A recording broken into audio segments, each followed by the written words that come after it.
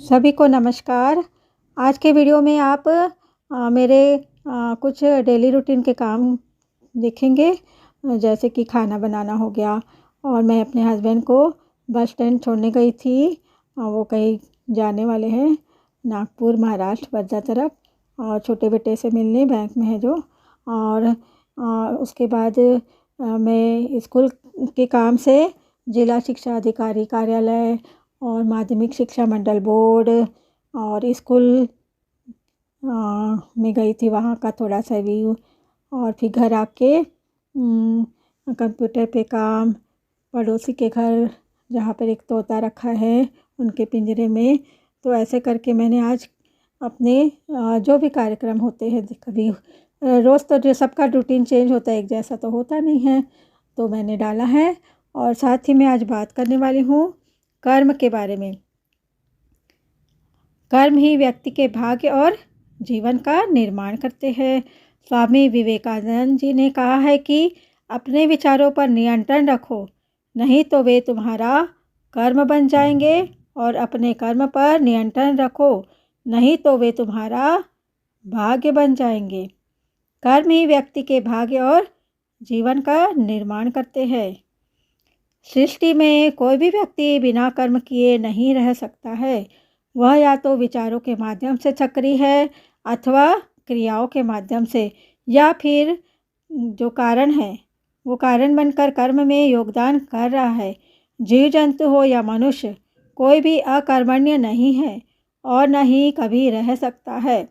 विद्वानों ने मुख्य रूप से 3 प्रकार के कर्म बताए हैं, जिनमें एक होता है क्रियमाण कर्म, जिसका फल इसी जीवन में तुरंत प्राप्त हो जाता है। सॉरी, कफ हो गया थोड़ा सा, मैं गाड़ी चलाती हूँ ना, तो हवा वगैरह लग जाती है और शाम हो जाती है, वापस आते तक अंधेरा हो जाता है। और दूसरा संचित कर्म होता है, जिसका फल बाद में मिलता है। और तीसरा होता है प्रारब्ध। यदि विपरीत परिस्थितियाँ रहती है, उसमें भी लोग सुखी रहकर जीवन व्यतीत कर रहे होते हैं, तो इसका श्रेय उनके संचित कर्म को जाता है। और जब रावण अपने जीवन में अत्यधिक शक्तिशाली एवं सुखी था, तब वह उसके संचित कर्म का परिणाम था। मगर उसी रावण के घर कोई दिया जलाने वाला तक नहीं रहा, तो यह उसका प्रारब्ध था। स्वामी विवेकानंद जी ने कहा है कि अपने विचारों पर नियंत्रण रखो, नहीं तो वे तुम्हारा कर्म बन जाएंगे, और अपने कर्म पर नियंत्रण रखो, नहीं तो वे तुम्हारा भाग्य बन जाएंगे। जो संसार है उसमें 3 प्रकार के लोग होते हैं। एक भाग्यवादी, जो कि जानते हैं कि सब कुछ पहले से ही नियत है, इसलिए पुरुषार्थ करके भी क्या बदल जाएगा, ऐसा वे सोचते हैं। दूसरे होते हैं पुरुषार्थवादी, जिन्हें लगता है कि भाग्य कुछ नहीं होता है, कर्म है सब कुछ है।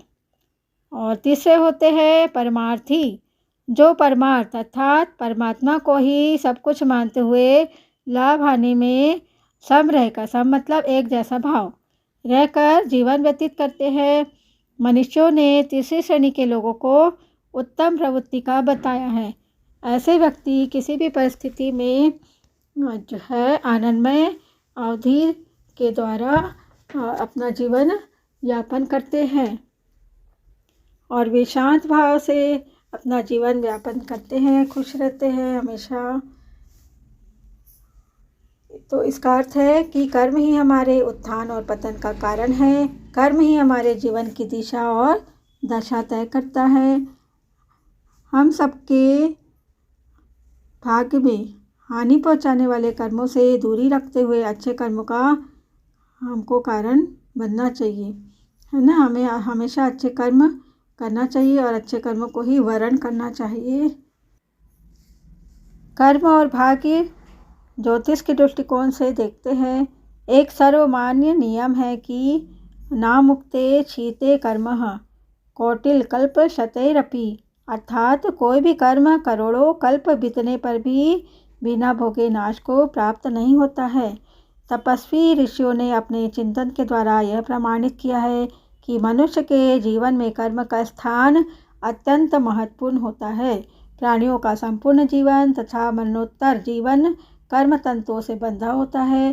कर्म ही प्राणियों के जन्म, जरा मतलब वृद्धावस्था, मरण तथा रोगादि विकारों का मूल होता है।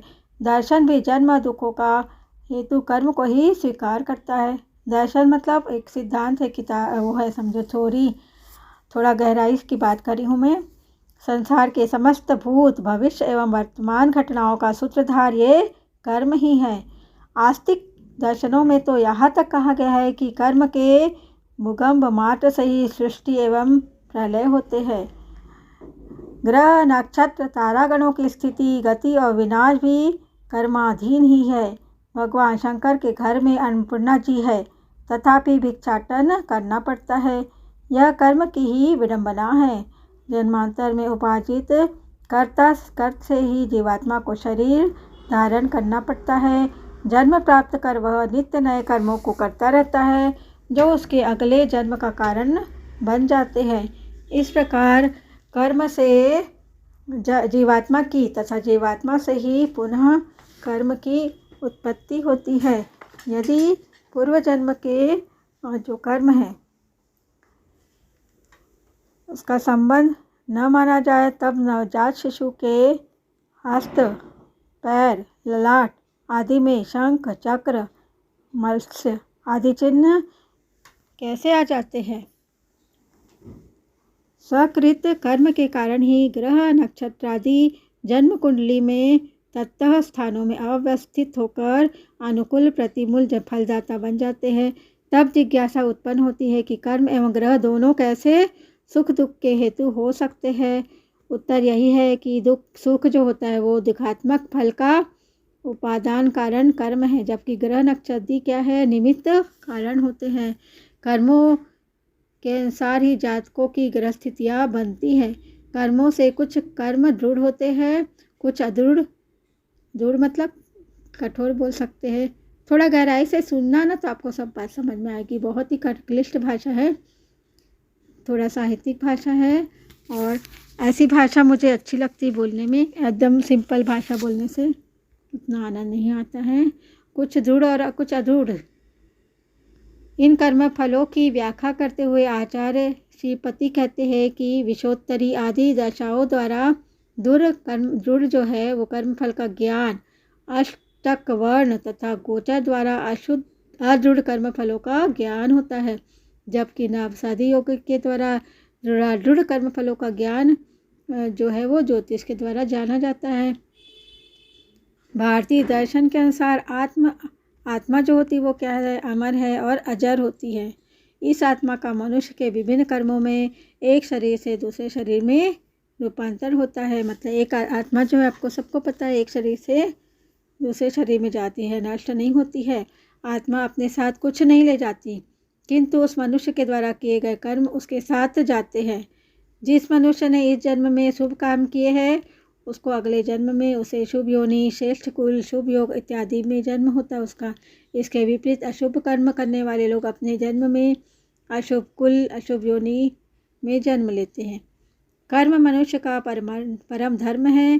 पूरी गीता ही निष्काम कर्म योग का ही शास्त्र है। कर्म ही व्यक्ति को बंधन में बांधता है। व्यक्ति का जन्म और मरण उसके कर्मों के अनुसार होता है। कर्म मनुष्य का परम धर्म है। पूरी गीता ही निष्काम कर्म योग का ही शास्त्र है। कर्म ही व्यक्ति को बंधन में बांधता है। व्यक्ति का जन्म और मरण उसके कर्मों के अनुसार होता है। व्यक्ति का पुनर्जन्म कब, कहाँ, किस योनि में, किस कुल में होगा, इसका निर्धारण भी कर्म ही करता है।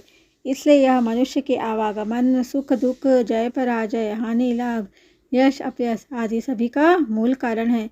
भगवद गीता में कहा गया है कि न ही कश्चित क्षणमपि जातु तिष्ठस्य कर्म कृत कार्यते हाश्वशः कर्म सर्व प्रकृतिजय गुणे। ये अध्याय 3 में श्लोक 5 है। इसका अर्थ होता है कि बिना ज्ञान के केवल कर्म संन्यास मात्र से मनुष्य निष्कर्मता रूप सिद्धि को क्यों नहीं पाता। इसका कारण जानने की इच्छा होने पर वे कहते हैं कि कोई भी मनुष्य कभी क्षण मात्र भी कर्म क्रिया बिना नहीं रहता है, क्योंकि सभी प्राणी प्रकृति से उत्पन्न सत्व, रज और तम इन 3 गुणों के द्वारा परवश हुए हैं, अवश्य ही कर्मों में प्रवृत्त कर दिए जाते हैं।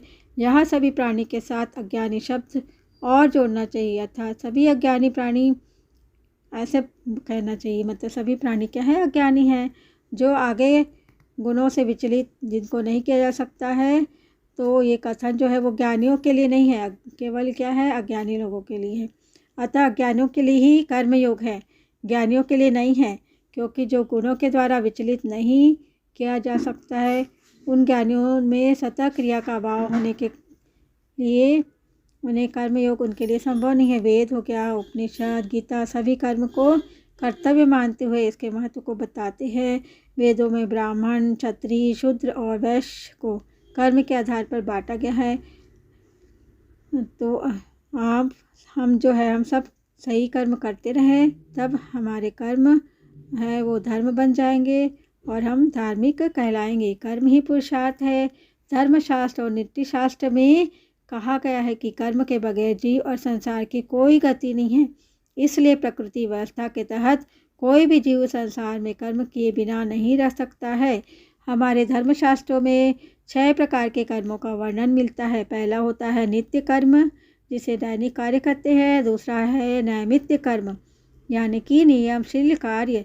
तीसरा होता है काम्य कर्म, मतलब किसी मकसद से किया हुआ कार्य। चौथा होता है निष्काम्य कर्म, जी बिना किसी स्वार्थ के किया हुआ कार्य। पांचवा होता है संचित कार्य, यानी कि प्रारब्ध से सहजे हुए कर्म। और छठवां होता है निषिद्ध कर्म, मतलब नहीं करने योग्य कर्म। बृहदारण्यक उपनिषद का पवमान मंत्र कहता है कि ओम अस्तो माँ सद्गमय तमसो माँ ज्योतिर्गमय मृत्युमामृत गमय ओम शांति शांति। अर्थात हे ईश्वर, मुझे मेरे कर्मों के माध्यम से असत्य से सत्य की ओर ले चलो, मुझे अंधकार से प्रकाश की ओर ले चलो, मुझे मृत्यु से अमरत्व की ओर ले चलो। अब यह कर्म कैसे होते हैं या कौन से फल देते हैं, ये जो है कौन इसके विषय में हम बात करेंगे। तो ये बात होगी गहराई से कि भाग्य क्या है।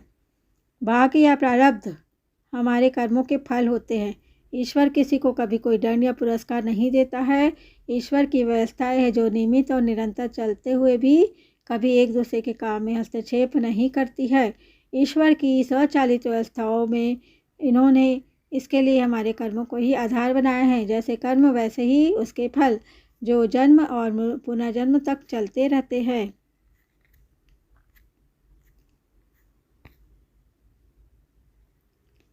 ज्योति परिप्रेक्ष्य के रूप में देखेंगे तो उसका मूल आधार है, ज्योतिषी का भी कर्म ही है। एक क्रियमाण होता है कर्म, दूसरा संचित होता है, तीसरा प्रारब्ध होता है। और इसके बारे में मैं बात करूंगी तो वीडियो बहुत ही लंबी हो जाएगी, तो थोड़ा सा बता देती हूँ।